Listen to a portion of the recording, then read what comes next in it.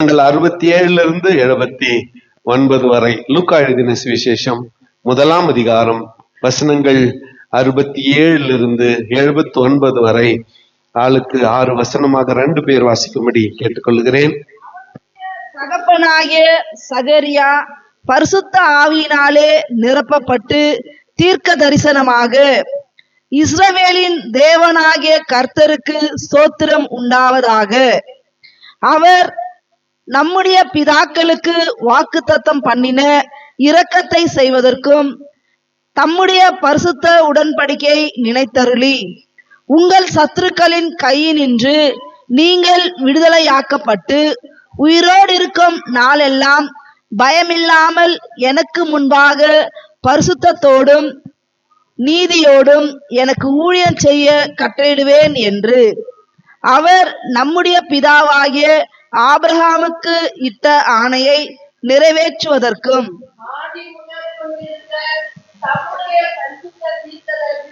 வாக்கினால் தாம் சொன்னபடியே தமது ஜனத்தை சந்தித்து மீட்டு கொண்டு நம்முடைய சத்துருக்களினின்றும் நம்மை பகைக்கிற யாவருடைய கைகளினின்றும் நம்மை ரட்சிக்கும் படிக்கு தம்முடைய தாசனாகிய தாவீதின் வம்சத்திலே நமக்கு இரட்சண்ய கொம்பை ஏற்படுத்தினார். நீயோ பாலகனே, உன்னதமானவருடைய தீர்க்கதரிசி என்னப்படுவாய். நீ கர்த்தருக்கு வழிகளை ஆயத்தம் பண்ணவும் நமது தேவனுடைய உருக்கமான இரக்கத்தினாலே அவருடைய ஜனத்துக்கு பாவ மன்னிப்பாகிய ரட்சிப்பை தெரியப்படுத்தவும் அவருக்கு முன்னாக நடந்து போவாய். அந்தகாரத்திலும் மரண இருளிலும் உட்கார்ந்திருக்கிறவர்களுக்கு வெளிச்சம் தரவும். 79 எல்லாம் சேர்ந்து வாசிக்கலாம்.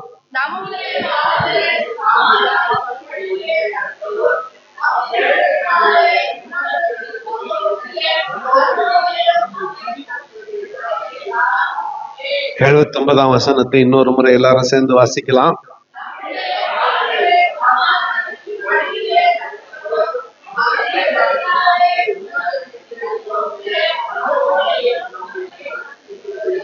கைகளை தட்டி ஆண்டவருக்கு ஒரு காணிக்கை செலுத்தலாம்.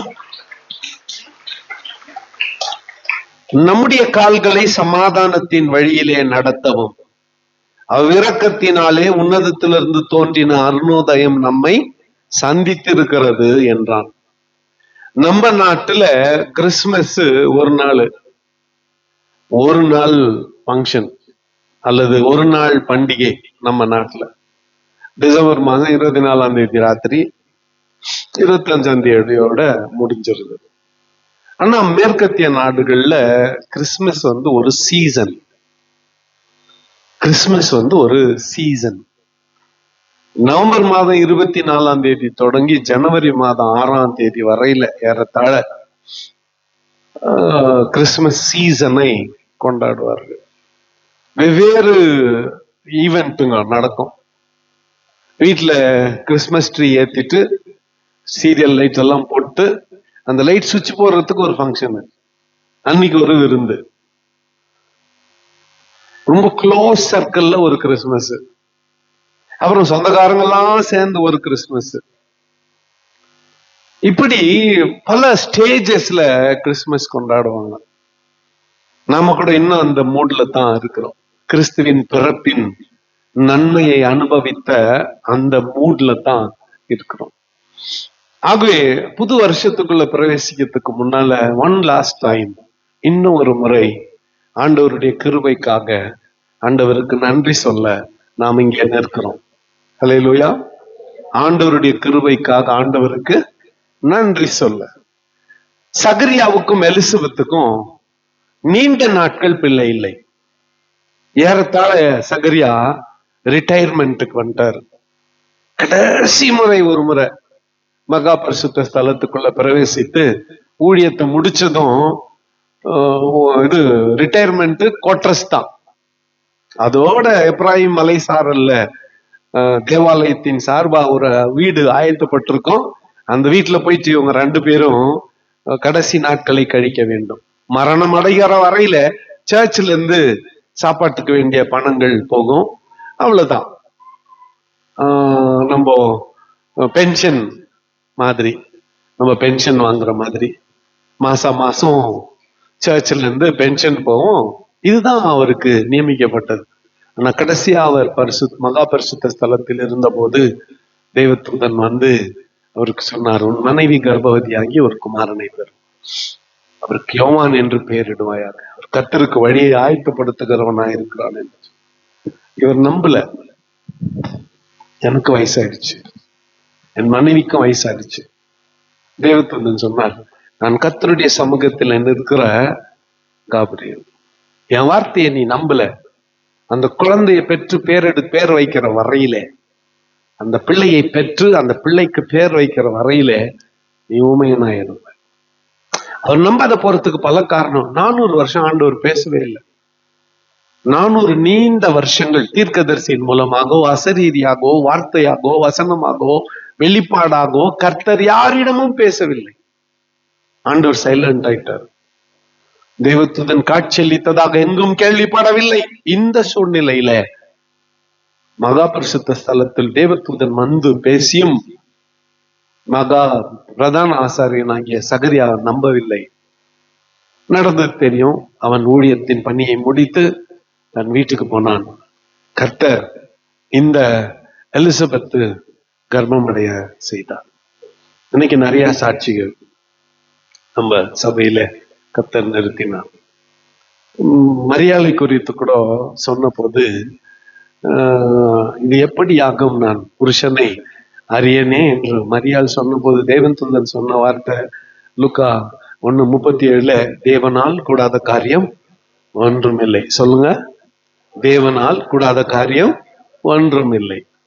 அந்த வார்த்தையை சொல்லி இயேசு கிறிஸ்து இந்த உலகத்திலே பிறப்பார் என்று மரியாளுக்கு சொல்லப்பட்டது போல நிறைய குடும்பங்களை கர்த்தர் இப்படிதான் கடாட்சித்து ஆசீர்வதித்தார். ரொம்ப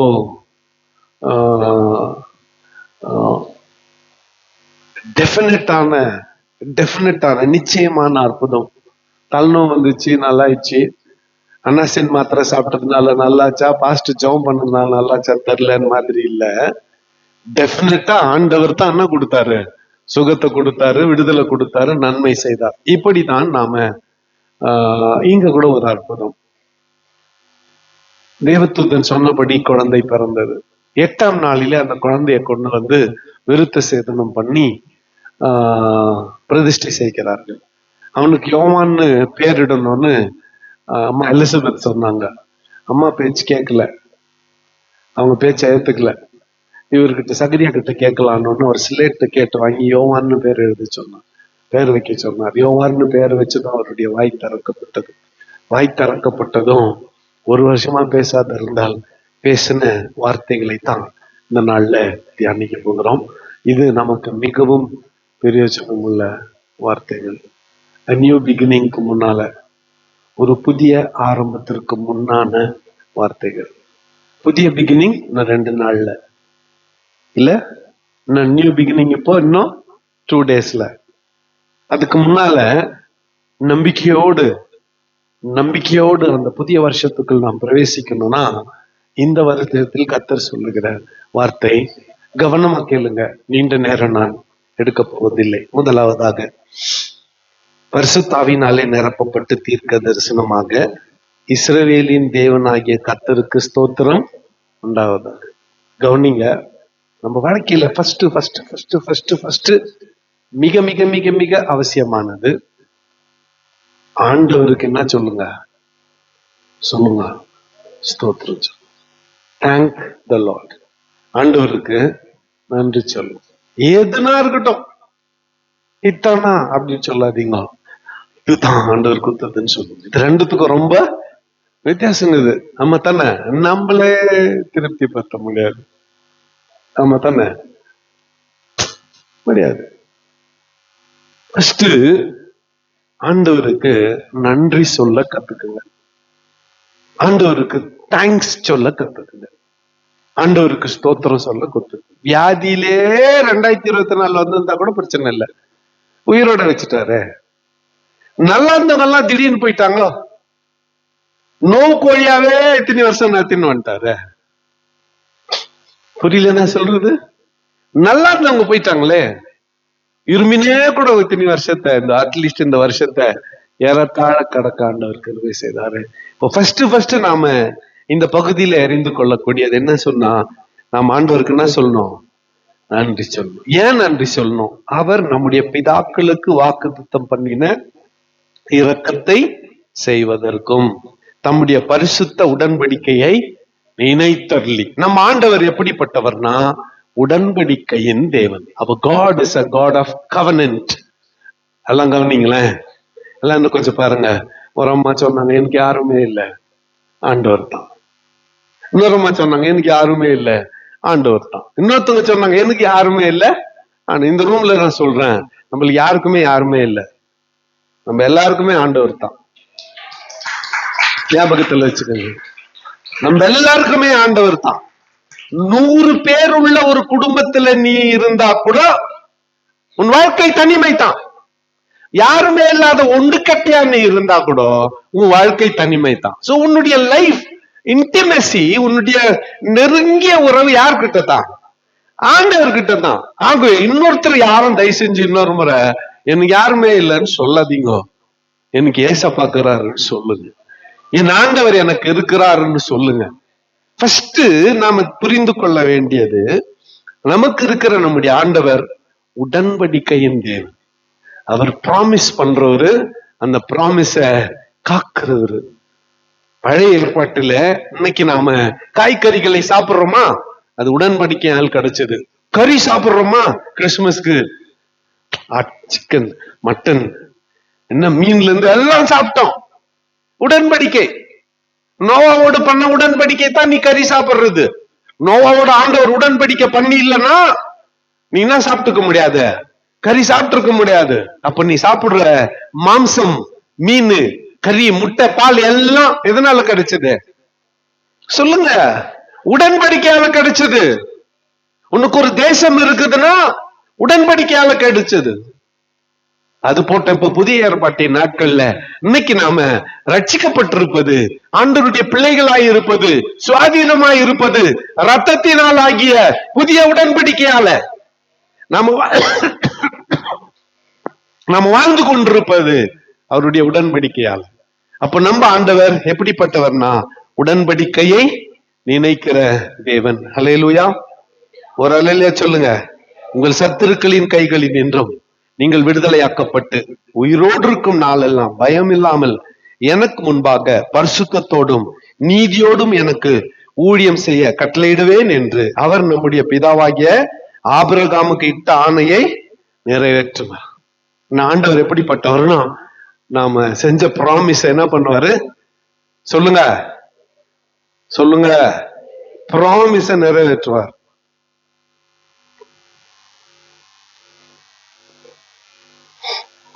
கை கொடு, நல்லா இருக்கிறியா?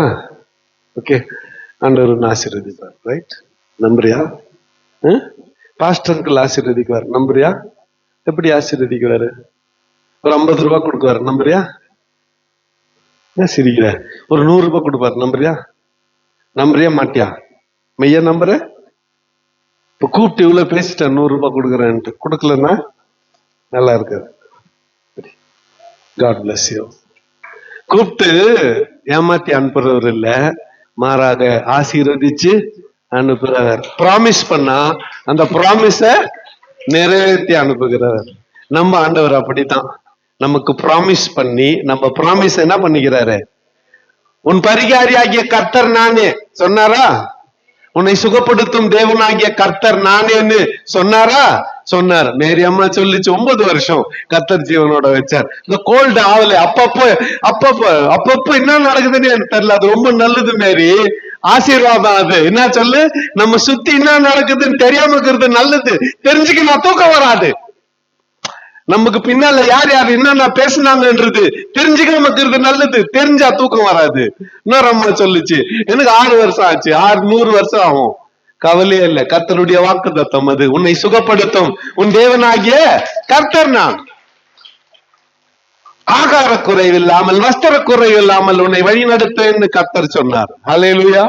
அப்படித்தான் நம்மை வழி நடத்தி கொண்டு வந்தார். அப்ப 2வது, அவர் எப்படிப்பட்ட தேவன் அப்படின்னு சொன்னா உடன்படிக்கையை நினைத்தர்லி நம்முடைய பிதாவாகிய ஆபிரகாமுக்கு இட்ட ஆணையை நிறைவேற்றுவார். ஆபிரகாமுக்கு பண்ண ப்ராமிஸ நிறைவேற்றுவார். நேரம் இல்ல, ஆதியாகமம் 17:1-8 வரை வீட்டுக்கு போய் படிச்சுக்கணும். இன்னைக்கு கொஞ்சம் ஹோம் இருக்கு. ஆதியாகமம் 17, ஜெனசிஸ் சாப்டர் 17, 1-8. நான் சர்வ வல்லமை உள்ள தேவன். அங்க ஆண்டவர் சொன்னார், என்னன்னு சொன்னாரு? நான் சர்வ வல்லமை உள்ள தேவன். எனக்கு முன்னால உன் பிரச்சனை அனாவசியம். நான் சர்வ வல்லமை உள்ள தேவன். எனக்கு முன்னால உன் வியாதி ஒன்றும் இல்லை. எனக்கு முன்னால உன் பலவீனம் ஒன்றும் இல்லை. எனக்கு முன்னால உன் சூழ்நிலை ஒன்றும் இல்லை. நான் சர்வ வல்லமை உள்ள தேவன். உன் பிரச்சனை காட்டிலும் நான் பெரியவர் சொல்லிட்டார். ஹல்லேலூயா. அடுத்ததா, ஆதி முதற் கொண்டிருந்த தம்முடைய பரிசுத்த தீர்க்க தரிசனிகளின் வாக்கினாலே தாம் சொன்னபடி தமது ஜனத்தை சந்தித்து மீட்டுக்கொண்டு நம்முடைய சத்துருக்களினின்றும் நம்மை பகைக்கிற யாவருடைய கைகளினின்றும் நம்மை ரட்சிக்கும்படி தம்முடைய தாசனாகிய தாவீதின் வம்சத்திலே நமக்கு ரட்சண்ய கொம்பை ஏற்படுத்தினார். ஆபிரகாமுக்கு சொல்லிட்டாரா? இரண்டாவது யாருக்கு? தாவீதுக்கு. என்ன சொன்னார்? 2 சாமுவேல் 11ஆம் அதிகாரம் 7ஆம் அதிகாரம் 11-7 ஃபுல்லா வீட்டுக்கு போய் படிச்சுக்கோங்க. ரொம்ப ஆசீர்வாதமா இருக்கு. ஏன்னா இனி கிறிஸ்துமஸ் எல்லாம் முடிஞ்சிச்சு. இனி நம்ம முடிஞ்சா நாளையில இருந்து என்ன பாஸ்டிங் பிரேயர் தானே. ஒரு வேளை சாப்பிட்டு சும்மா உயிர் வாழ்த்துக்காக சாப்பிட்டு இறன கொழுப்பெல்லாம் என்ன பண்ணலாம்? இறக்கிடலாம். அதுக்கு தான் அடுத்த 3 நாள் இன்னையில இருந்தே 2 சாமுவேல் 7:11-13 வரை வீட்டுக்கு போய் படிங்க. நான் சொல்றது நல்லா கேளுங்களேன். நான் சொல்லிடுறேன், படிச்சுட்டு வந்துட்டுக்கிறேன் நானு. ஆகவே நான் சொல்றது கேளுங்க. வேத ஆராய்ச்சிக்கெல்லாம் போகாதீங்க.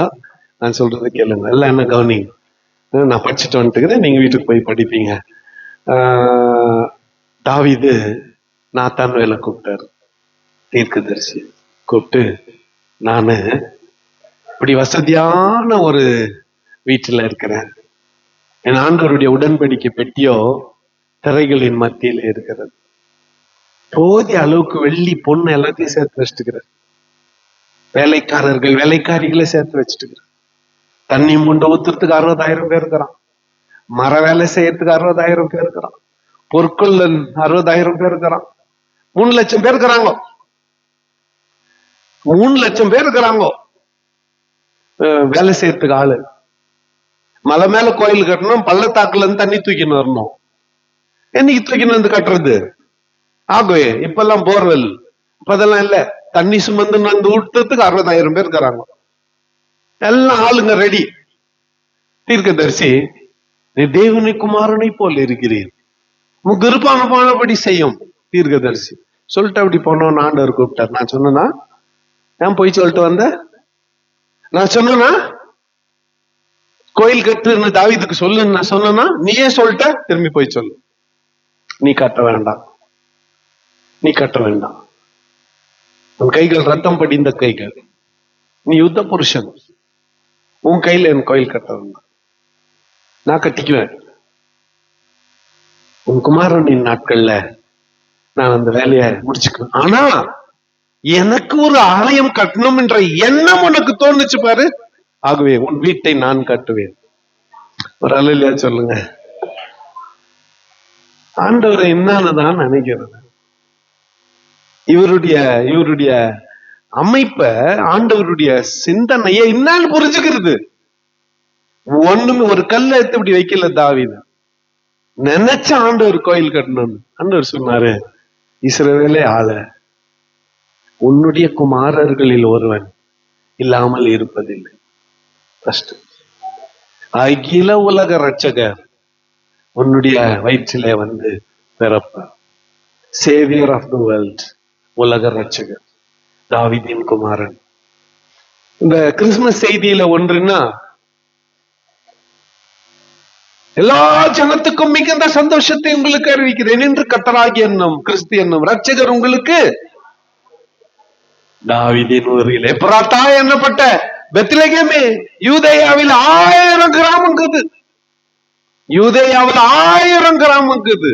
அவைகள் எல்லாவற்றை காட்டிலும் நீ சிறந்தது. காரணம் என்ன? இஸ்ரவேலை ஆளப்போகிறவர் உன்னிடத்திலிருந்து புறப்பட்டு என்னிடத்துக்கு வருவார். எல்லாம் ப்ராபசி, கர்த்தர் பண்ண வாக்குத்தத்தம். ரட்சண்ய கொம்பை கர்த்தர் ஏற்படுத்தினார். Horn of salvation.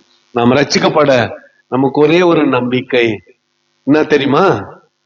ரட்சண்ய கொம்பு. இதை பத்தி மட்டும் சொல்லி நான் நிறைவு செய்ய விரும்புகிறேன். தேவாலயத்துல ஒரு கொம்பு இருக்கும். செய்யத்தகாத பாவத்தை செஞ்சுட்டு கொலை பண்ணிட்டு ஓடி போய் அந்த கொம்பை பிடிச்சிக்கினா அவனுக்கு மரண தண்டனை கொடுக்க மாட்டாங்க.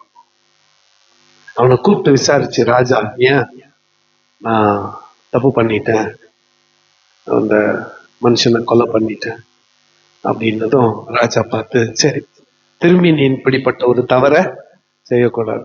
6 மாசம் தேவாலயத்துல தண்ணி மொண்டு ஊத்து, 6 மாசம் சர்ச்சு பெருக்கு, 6 மாசம் வரவங்களுக்கெல்லாம் ஒரு பணிவிடை செய் அப்படின்னு ஒரு தண்டனையை விதிச்சு 6 மாசம் எனக்கு எங்க அதுக்கு கொம்பு பிடிச்சிக்கணும் தேவாலயத்துல. ஆனா அந்த கொம்பு பிடிச்சுனே செத்தம் ஒருத்தங்கிறான். அது யாரு? யோவாப், தாவீதனுடைய படைத்தலைவன். அவன் ஒருத்தனை தவிர பலிபீடத்தின் அந்த கொம்புகளை பிடிச்சிட்டு செத்தம் ஒருத்தனும் கிடையாது. ஏன்னா அதுக்காகவே ஏற்படுத்தப்பட்ட இடம் அந்த ரட்சண்ய கொம்பு. அது இல்லை இனிமேலு. இயேசுநாதர் தான் ரட்சண்ய கொம்பு. அதான் அங்க சொல்லி இருக்காரு, எல்லாரும் ரட்சிக்கப்பட தாவீதின் வம்சத்துல அவர் என்ன ஏற்படுத்தினாரு? ரட்சண்ய கொம்பை ஏற்படுத்த. இந்த தேவாலயத்தில் இருக்கிற அந்த கொம்பு மிகப்பெரிய பாவம் செய்தவனை காப்பாற்றினது. ஆனா தேவாலயத்துக்குள்ள எல்லாரும் போக முடியாது, யூதர்கள் மட்டும்தான் போக முடியும். நம்மளுக்கு வழி ஆண்டவர் அதை எடுத்துட்டாரு. இனி அது தேவையில்லை. நானே உங்களுடைய ரட்சண்ய கொம்பு. ஐ am your horn of salvation. நான் உங்களுடைய ரட்சண்ய கொம்பு. உங்கள் பாவத்திலிருந்து உங்களை மன்னிக்கிறவர் நான் தான். உங்களை விடுதலை ஆக்குகிறவர் நான் தான். உங்களுக்கு நன்மை செய்கிறவர் நான் தான். உங்களை வாழ வைக்க போகிறது நான் தான். அடுத்து, நீயோ பாலகனே உன்னதமானவருக்கு வழியை ஆயத்தப்படுத்துவாய். யாரை குறித்து?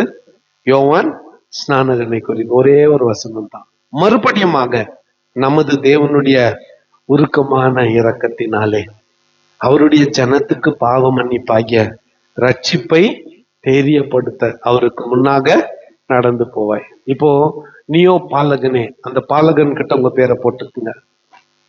எல்லாரும் அவங்க பேரை போட்டுக்குங்க. 2025 போறோம். உங்களுக்கு ஒரு அசைன்மெண்ட் இருக்குது. இவ்வளவு நன்மை பெற்றுக்கணும் இல்ல? கல்யாணம் ஆவாதுச்சு, கல்யாணம் கொடுத்தாரு, சுகத்தை கொடுத்தாரு, வேலையை கொடுத்தாரு, எத்தனை சாட்சி வந்து சொன்னீங்க. 25 ஒரு அசைன்மெண்ட் இருக்குது.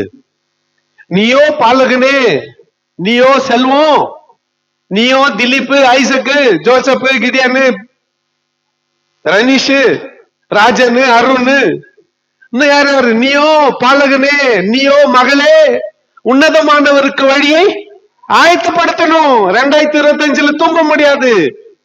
அடுத்து, நமது தேவனுடைய உருக்கமான இரக்கத்தினாலே அவருடைய ஜனத்துக்கு, இதோ ரட்சிக்கப்படாத நார்த் ட்ரையாங்கிள் பாவ மன்னிப்பாகிய மீட்பை, ரட்சிப்பை தெரியப்படுத்தவும் அவருக்கு முன்னால நடந்து போக வேண்டும். ஒரு அல்லேலூயா சொல்லுங்க. சேகரையா கூட எஸ்கேப் ஆக முடியாது. யாரும் வயசானவங்க கூட யாரும் எஸ்கேப் ஆக முடியாது. ஆண்டவருக்கு முன்னால ஆண்டவர் செய்த நன்மைகளை மற்ற ஜனங்களுக்கு என்ன சொல்லணும்? அறிவிக்க வேண்டும். அந்தகாரத்திலும் மரண இருளிலும் உட்கார்ந்து இருக்கிறவர்களுக்கு வெளிச்சம் தரும். அருமையான சகோதரி சாட்சி சொல்லப்ப சொன்னாங்க, என்ன இங்க அவங்க பேர் சொல்லக்கூட எனக்கு இஷ்டம் இல்லை, இங்க கூப்பிட்டாங்க அங்க கூப்பிட்டாங்க. அந்த வார்த்தையினுடைய ஆழம் நமக்கு புரியாது. அதை அனுபவிச்சவங்களுக்கு தான் அது தெரியும். சின்ன அம்மா நோய் வந்துட்டா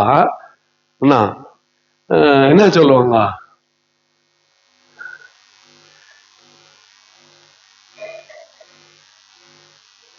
எத்தனை பேர் நம்மளுக்கு சொல்லாம கொள்ளாம இங்கேயும் ஜெபம் பண்ணிக்கின்னு போய் வேப்பிலையில அடி வாங்கி வந்தோங்கிறாங்க. உண்டு, நமக்கு தெரியும்.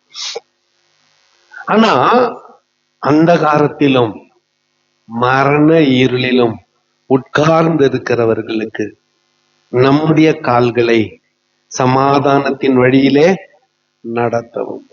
அவ்விரக்கத்தினாலே உன்னதத்திலிருந்து தோன்றின அருணோதயம் நம்மை சந்தித்திருக்கிறது என்றார். அருணோதயம் என்றால் உதய சூரியன். அதிகாலையின் விடிவெள்ளி உதய சூரியன். அருணோதயம் காலை உதிக்கிற சூரியன். நம்ம கன்னியாகுமரிக்கோ அல்லது சென்னைக்கோ பாண்டிச்சேரிக்கோ அந்த கடலூர் அந்த பக்கம் போனா அன்னைக்கு ஒரு காலையில விசேஷம். 6 மணிக்கெல்லாம் 5 மணிக்கெல்லாம் அலாரம் வச்சு 5:30 மணிக்கெல்லாம் எங்க போயிடுறது? கடற்கரைக்கு. என்னத்த எதை பார்க்க? சன்ரைஸ பார்க்க, உதய சூரியனை பார்க்க. நம்ம சூரியனையே பார்க்கறது இல்ல. நம்ம ஏஞ்சிக்கிறப்போ நடுநிசில தலை மேல சொல்லு, அப்பதான் ஏஞ்சிக்கிறதே நம்ம. ஆனா விடியற் காலையின் சூரியன், உதிக்கிற சூரியன். கடந்த இரவு என்ன? இருள். கடந்த இரவு என்ன? நோய். கடந்த இரவு என்ன? அழுகை, கண்ணீர், தனிமை, வேதனை, துக்கம், நிந்தை, அவமானம், போராட்டம், ராத்திரி எல்லாம். ஆனால் பொழுது விடிந்த போதோ ஒரு புதிய விடியல், ஒரு புது வாழ்வின் ஆரம்பம், a new beginning. கண்ணீரை துடைத்து உன்னை ஆறுதல் படுத்த உன்னதத்திலிருந்து தோன்றின அருணோதயம் நம்மை சந்தித்து இருக்கிறது. இன்னும் இயேசுநாதர் பிறக்கல. இவன் சொன்னப்போ இன்னும் பிறக்கல. ஆனா சொன்னா உன்னதத்திலிருந்து தோன்றின அருணோதயம் நம்மை சந்தித்திருக்கிறது என்றார். 2025 எப்படி இருக்குமோ? நிறைய பேருக்கு கவலை. எப்படி இருக்குமோ? என்னென்ன சந்திக்க வேண்டி இருக்குமோ? என்னென்ன இழப்புகள் ஏற்படுமோ தெரியலையே. கவலையப்படாதீங்க. உன்னதத்திலிருந்து தோன்றின அருணோதயம் நம்மோடு கூட இருக்கிறார். ஒரு இல்லையா சொல்லுங்க. உதயசூரியன் நம்மோடு கூட இருக்கிறார். விடிவெள்ளி நட்சத்திரம் நம்மோடு கூட இருக்கிறார். இருளின் அழுகை நீக்கி வியாதியின் உக்கரத்தை நீக்கி நல்வாழ்வு நமக்கு கொடுக்க, புது வாழ்வு நமக்கு கொடுக்க அருணோதயம் நமக்கு துணையாய் இருக்கிறார், நமக்கு ஆதரவாய் இருக்கிறார், நமக்கு ஆசீர்வாதமாய் இருக்கிறார். அல்லேலூயா. இந்த உன்னதத்திலிருந்து தோன்றின அருணோதயம் ஆண்டவராகிய இயேசு கிறிஸ்து நம்முடைய வாழ்க்கையிலே ஒளியை கொடுத்து, இயேசுநாதர் யோவான் எழுதின சுவிசேஷத்துல இந்த மாசம் நடக்க போற பாஸ்டர்ஸ் மீட்டிங்ல யோவான் எழுதின சுவிசேஷத்தை நடத்த போறேன். என்ன தலைப்புல பேசலாம்னு ஏற்கனவே 2-3 நாளா நான் ஆராய்ந்து கொண்டிருந்த போது என் கண்களுக்கு முன்பதாக வெளிச்சமாய்ப்பட்டது, நான் இந்த உலகத்திற்கு ஒளியாய் இருக்கிறேன். அந்த அருணோதயம் இருண்ட வாழ்க்கையிலே ஒளியை கொடுத்து நம்மை வழி நடத்துவார். எந்த தடைக்கும், எந்த தடங்களுக்கும், எந்த தடுமாற்றத்துக்கும் பயப்பட வேண்டாம். அருணோதயம் நமக்கு துணையாய் இருப்பார், ஆதரவாய் இருப்பார், ஆசீர்வாதமாய் இருப்பார். கர்த்தர் இந்த வார்த்தைகளை நமக்கு ஆசீர்வாதத்தை தருவாராக. கண்களை மூடி நாம் ஜெபம் செய்ய. ஒரே ஒரு நிமிஷம் எல்லாம் கண்களை மூடி கைகளை உயர்த்தி வாய் திறந்து கொஞ்ச நேரம் கர்த்தரை ஸ்தோத்திரம் பண்ணுங்க பாப்பா. எல்லாம் வாய் திறந்து கர்த்தரை